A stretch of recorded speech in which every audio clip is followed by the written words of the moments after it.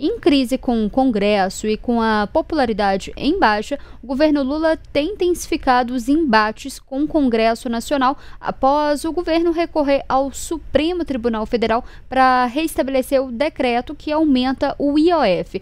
Com um discurso de nós contra eles, nos bastidores, o Palácio do Planalto tem orquestrado nas redes sociais uma campanha de justiça tributária e inimigos do povo contra deputados e senadores em Brasília. O PT chegou a publicar um vídeo nessa semana feito com inteligência artificial para promover essa narrativa. Na reprodução desse vídeo do partido, a justificativa é que o partido é que eles trabalham pela justiça social, enquanto os oponentes estão do lado dos mais ricos. Nessa quarta-feira também, ontem, o presidente Luiz Inácio Lula da Silva exibiu um cartaz em Salvador que pedia a taxação dos super ricos durante um evento em que celebrou a independência da Bahia. Fran, primeiro eu queria te perguntar, como que está essa campanha aí de rico contra os pobres? Como e quando isso aconteceu? Qual que é essa estratégia do governo? Pois é, tem duas frentes aí, na verdade a gente pode até falar três frentes, né? A gente tem o próprio PT pelas redes sociais, né, fazendo vídeos em que fala sobre essa questão de justiça tributária, lembrando que o que o presidente Lula e o ministro da Fazenda, Fernando Haddad, tentam fazer é justamente tentar aprovar aí, o que é muito difícil, pelo clima hoje no Congresso, a taxação diferenciada, né, uma taxação aí para os super ricos. E, por outro lado, também tem essa ofensiva do presidente para aprovar, para ir aumentando a alíquota relacionada ao imposto de renda, né? Então, a gente tem essas frentes. Então, o PT lançou vídeos, pelo menos 2 aí nas redes sociais nos últimos dias, para falar isso. Vídeo que foi feito, inclusive, com inteligência artificial, como você citou. Então, também até ali tem, nos comentários ali também tem gente reclamando que isso não foi feito com, né, com atores mesmo, então sucateamento do audiovisual, enfim. Então, até gerou também um pouquinho de polêmica em relação a isso, mas o PT tenta fazer isso. Ao mesmo tempo, o presidente Lula e o ministro da Fazenda, Fernando Haddad, a gente viu nos últimos dias uma mudança nos discursos. Então, o presidente teve, tanto na segunda, terça, quarta, alguns eventos públicos, né? Sendo que na segunda-feira e na terça ele fez discursos mais contundentes em relação a essa questão da taxação dos super ricos e colocando justamente essa questão aí dos ricos contra pobres, né? Acho que vale a pena a gente ouvir um desses trechinhos que a gente separou dessa fala do presidente. A gente coloca que as pessoas que ganham mais de 1 milhão têm que pagar um pouquinho mais, há uma rebelião. Ou seja, nós estamos querendo que 140 mil pessoas paguem uma parcelinha a mais para beneficiar 10 milhões de pessoas. Não sei se você ganha mais de 1 milhão. Hoje é tão pouco. Olha, fazer tudo isso sem precisar dar um tiro, sem precisar matar ninguém, sem precisar prender ninguém, sem precisar fazer greve geral. Nada, fazer isso acordando, sentando numa mesa e conversando. Vamos tentar estabelecer que um dia esse país vai ter uma política fiscal justa. É difícil, é muito difícil. Porque não é nem intenção, porque todo mundo é muito bem formado, todo mundo é muito bem letrado. Só pode ser ganância, só pode ser a desgraçada da doença de acumulação de riqueza, só para mim e não para os outros. Ô Fran, enquanto você falava, inclusive, concluí seu raciocínio, só para quem nos acompanhando, a gente mostrou aí algumas imagens dessas campanhas de inteligência artificial que o PT tem feito, inclusive. A gente mostrou que uma dessas campanhas, inclusive, é sobre o Hugo Mota. Fala que o Hugo Mota é o inimigo do povo, fala que o Hugo Mota nem se importa, na verdade. Fran, mas pegando essa fala do presidente Lula, ele e o Haddad têm sido os representantes. Apesar do governo não querer personificar essas campanhas, esses vídeos têm aparecido ali, principalmente do PT, justamente porque tem uma crise ali do Congresso, mas o Lula e o Haddad já se tornaram os representantes, né? Exatamente. Tem uma questão também, essa campanha ela é chamada de BBB, né? Bilionários, Bancos e Bets. Então, a gente vê esses vídeos, além dos vídeos que o próprio PT tem feito e tudo, há outros vídeos que estão sendo aí publicados por influenciadores de esquerda, né?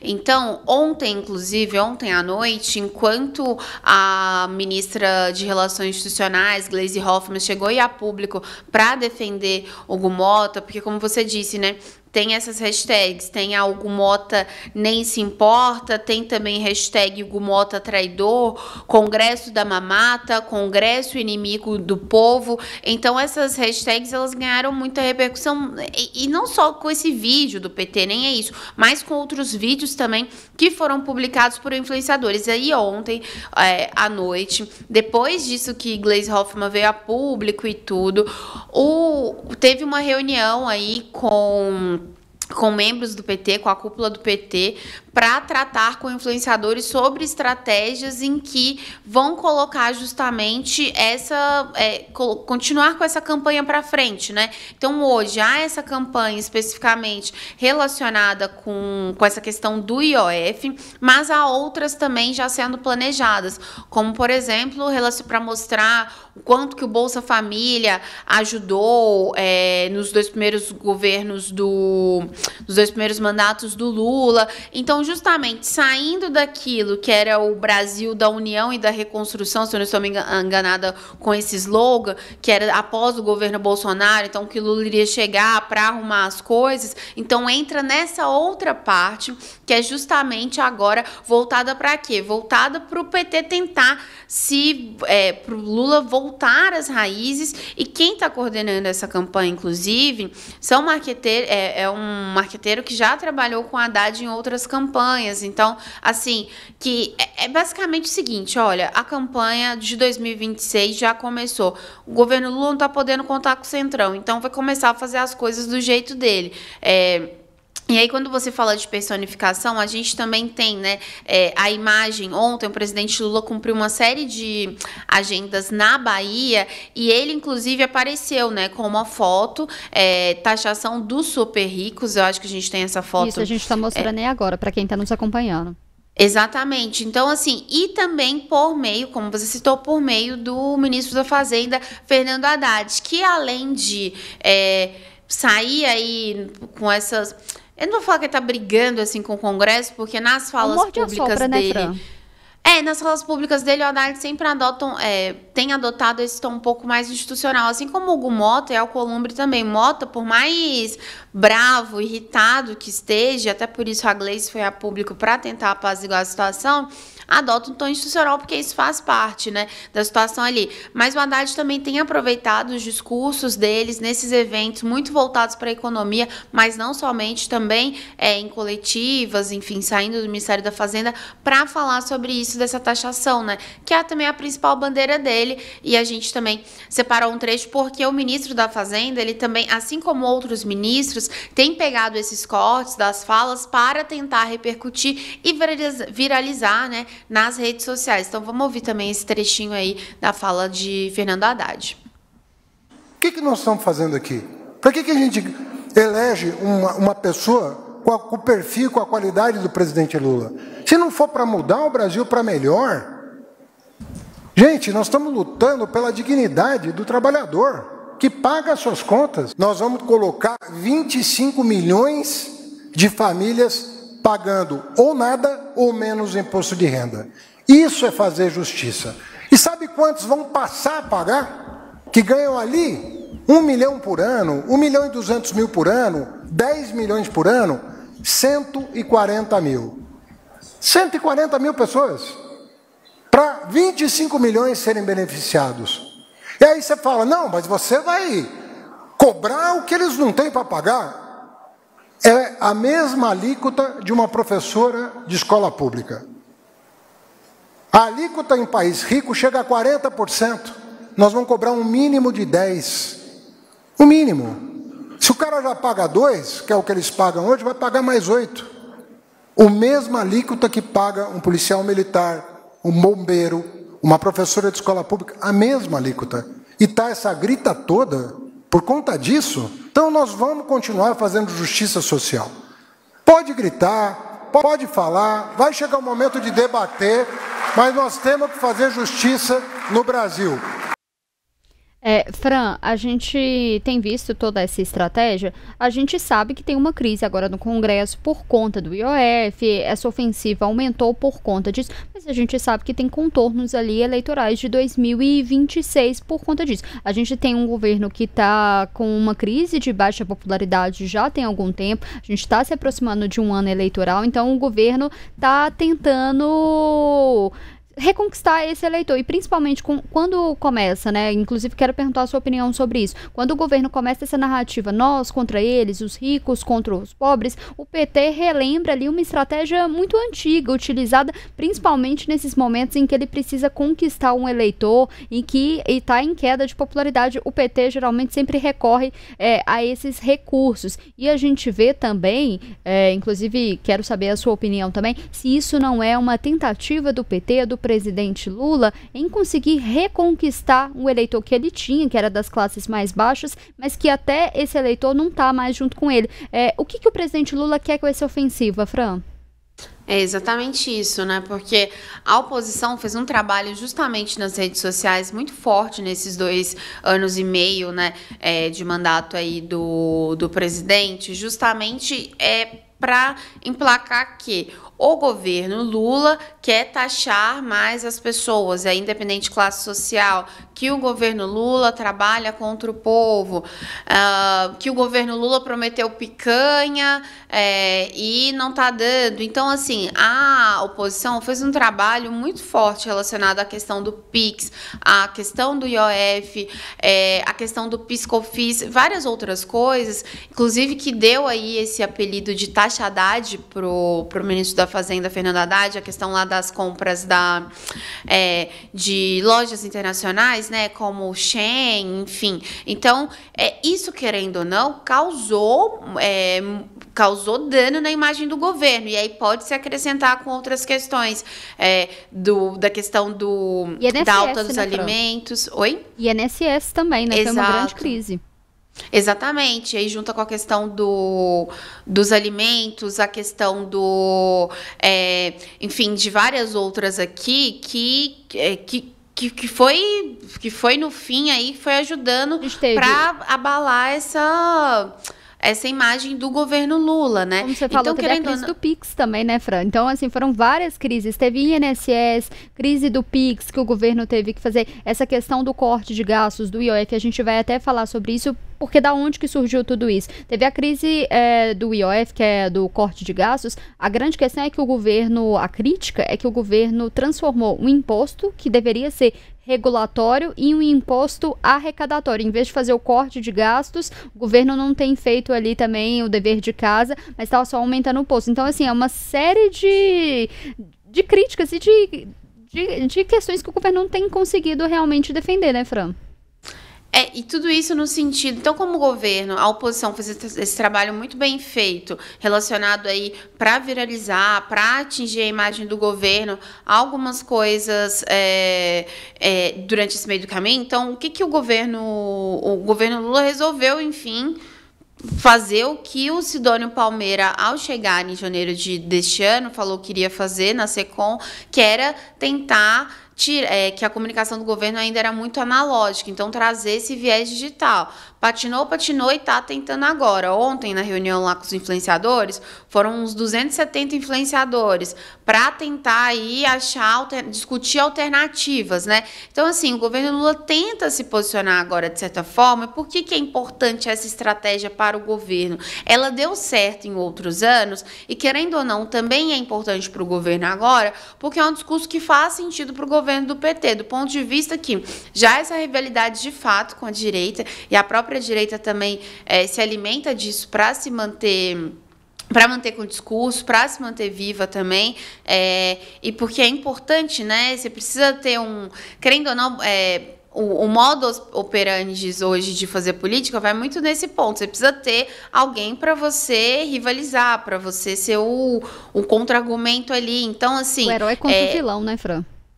Então vai muito nesse sentido, e aí, ao mesmo tempo, agora o governo precisa mostrar, tá vendo esse crescimento do Centrão, um Centrão que tem engessado o governo nas suas políticas públicas, então, do ponto de vista que o Lula quer fazer, não tem conseguido fazer por lá, e aí a gente já falou aqui por várias questões, não só pelo Centrão, mas por uma falta de articulação política do próprio governo, mas precisa rivalizar de certa forma, precisa mostrar que, olha, a gente está querendo outro caminho, a gente está querendo mais dinheiro para o povo. Quem não deixa é o Hugo Mota, quem não deixa é o Centrão. E você, em determinadas questões, você precisa personificar para que esse discurso chegue ali mais fácil, adentre mais aí onde você quer, no público que você quer atingir. Então, a forma do governo também tentar colocar também o Centrão nesse mesmo bojo, nesse mesmo escopo que a direita e Jair Bolsonaro, para mostrar o seguinte, olha, aqui é quem luta contra o povo, lá é o Centrão, é quem defende o interesse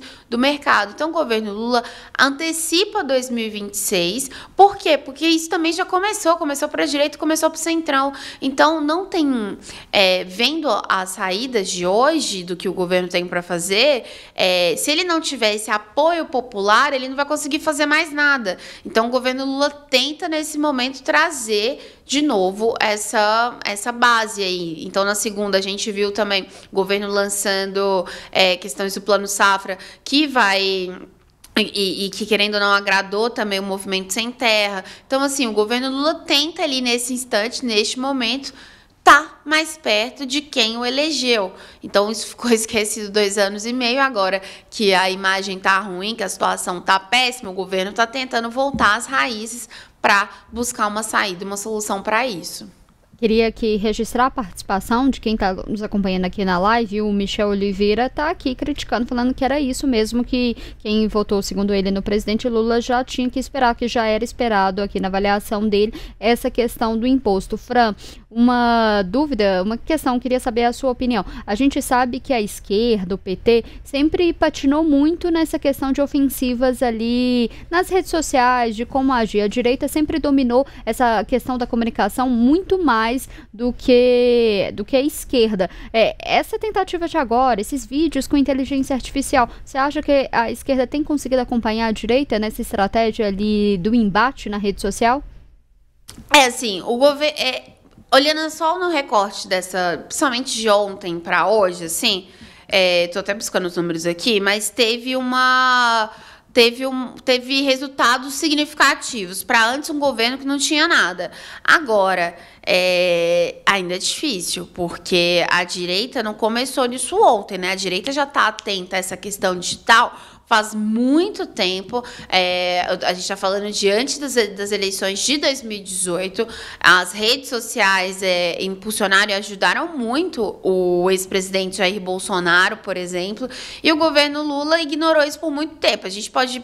o presidente Lula não tem telefone celular, né, com acesso ao WhatsApp, essas coisas. Então, só para exemplificar isso. Então, o governo analógico, querendo ou não. Então, assim, o governo resolveu acordar. Se isso vai dar certo ou não, a gente vai começar a ver de fato aqui para frente. Ontem, essas hashtags que a gente citou aqui, elas lideraram os assuntos mais comentados no X, né? Foram quase 4 milhões de menções ao longo da tarde de quarta-feira. Isso foram os dados da plataforma Trends 24, divulgados aí pela Folha de São Paulo. Então, tá caminhando, mas assim... hoje, se a gente for analisar, está muito atrás ainda do que a direita tem feito, de como a direita tem instrumentalizado. Tanto é que, se a gente for lembrar, uma das principais preocupações do governo Lula é com a regulamentação das redes sociais. Também por quê? Porque o governo tem patinado ao tentar desmentir fake news, né? Também. Então, assim, é um governo que ele parece que está tentando aprender. Mas é interessante, só uma última coisa para concluir esse tópico, é porque ontem, inclusive, durante essa reunião, enquanto estava sendo discutidas aí as questões relativas a o que vamos fazer, quais campanhas, vai personificar com o Hugo Mota, o que vai ser, O coordenador do Grupo Prerrogativas, que é um grupo de advogados pró-PT aí, o Marco Aurélio de Carvalho, ele até mesmo deu ali, fez ponderações durante essa reunião para falar, olha, vamos formar uma equipe jurídica aqui para assessorar justamente esses influenciadores e tudo, para evitar o quê? Que se tem alguma dúvida judicial e outros problemas. Então, assim, o PT tá indo, mas também tá indo com o pé ali no freio, né? Não tá indo com tudo. E, assim, é inegável o tanto que a direita consegue fazer campanha e viralizar pelas redes sociais, né? A principal figura é o Nicolas Ferreira, deputado federal. Então, o PT agora tá tentando aprender e correr atrás disso. A gente vê, eu sempre falo aqui que muitos desses personagens, esses políticos da direita, como o próprio Nicolas Ferreira que a Fran citou, na verdade, eles entraram na política porque eles já dominavam essa arte da comunicação. A esquerda, pelo contrário, já estava na política, mas teve que aprender a fazer. Mas, Fran, queria aproveitar... A gente falou já disso aqui nessa semana no Primeira Análise, desse embate, desse confronto do governo Lula com o Congresso Nacional. Isso não afasta mais do Centrão? E a gente tem uma outra questão, e também já pensando em 2026, né? Não sei até que ponto o governo Lula já desistiu de conquistar esse Centrão, porque muitos desses partidos já anunciaram que talvez não vão caminhar junto ao presidente Lula em 2026. O União Brasil já tem falado, o presidente do União Brasil deu uma entrevista essa semana falando que a chance de estar com o governo é remotamente. Se o governo Lula, como que fica essa relação? E se o governo Lula já desistiu do Centrão porque viu que não tem como mais? Já está todo mundo pensando em 2026. Olha, tá todo mundo pensando em 2026. O que se mantém são as aparências mesmo, porque também é preciso de ordem para que as coisas andem minimamente, né? Então, União Brasil, como você citou, né? Entrevista ao UOL, o presidente já falou sobre essa questão, que o André Fufuca, por exemplo, né?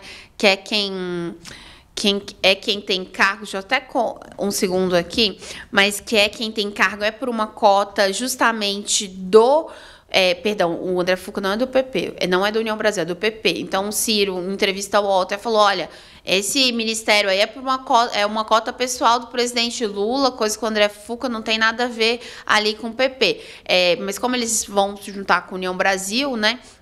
Tem essa união com a União Brasil, perdão, um trocadilho, mas então também tem 3 ministérios. Então, isso querendo ou não faz diferença, se mantém, mas não tem muito mais que o governo fazer, né? Então, enquanto der, vai permanecer ali, mas fato é que se mantém as aparências nesse instante. A cada votação, o governo vai continuar tendo sufoco. Sobre a questão específica do IOF, né? O que a gente tem agora? A gente tem o Davi Alcolumbre e o Hugo Mota tentando aí ter falas mais institucionais sobre o tema. O caso foi parar no STF. O que o STF deve fazer nesse instante é tentar, não por uma questão judicial, mas tentar mediar isso, por mais que demore um tempinho a mais. Então, o relator é o Alexandre... Essa mediação, Fran, como você falou, pode demorar um pouco mais e pode, na sua avaliação, acirrar mais os ânimos?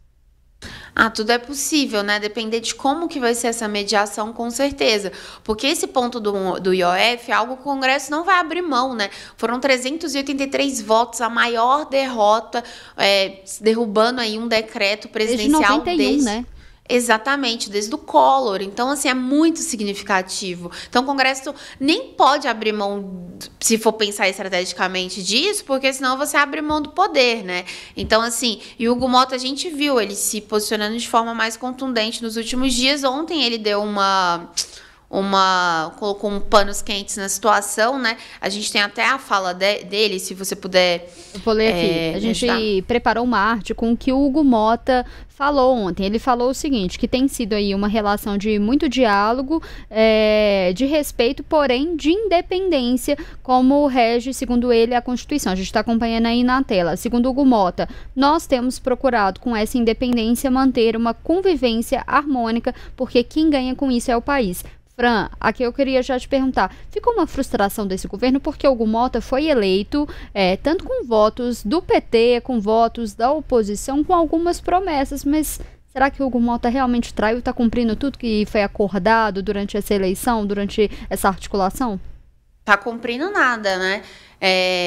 A Glaze, eu acho que é quem fica, querendo ou não, com uma situação mais complicada, porque foi grande. Os votos dos petistas para a eleição de Hugo Mota foi graças à articulação feita pessoalmente por Gleisi Hoffmann, né? Então, para a ministra fica uma situação até desconfortável, por mais que ontem ela tenha defendido Hugo Mota publicamente, só que logo depois teve essa reunião do PT com os influenciadores, mas é tudo isso um jogo de cena, né, de certa forma, porque fica uma situação complicada. Agora isso vai essa mediação para o STF, a depender de como que isso vai ser tocado, lembrando que o relator é o ministro Alexandre de Moraes, né, mas isso deve ser feito junto também com o presidente do Supremo, Luiz Roberto Barroso, a depender de como isso vai ser e a depender do que o governo está disposto ou não a abrir mão, assim como o Congresso Nacional, a coisa pode inflamar ainda mais. Mas o governo ficou fazendo isso, né, e o Congresso também, você vai jogando ali com as cartas, uma hora sagrada um, outra hora outro, para ver, mas no final tá todo mundo se defendendo e se defendendo para um objetivo, que é o de 2026, as eleições de 2026.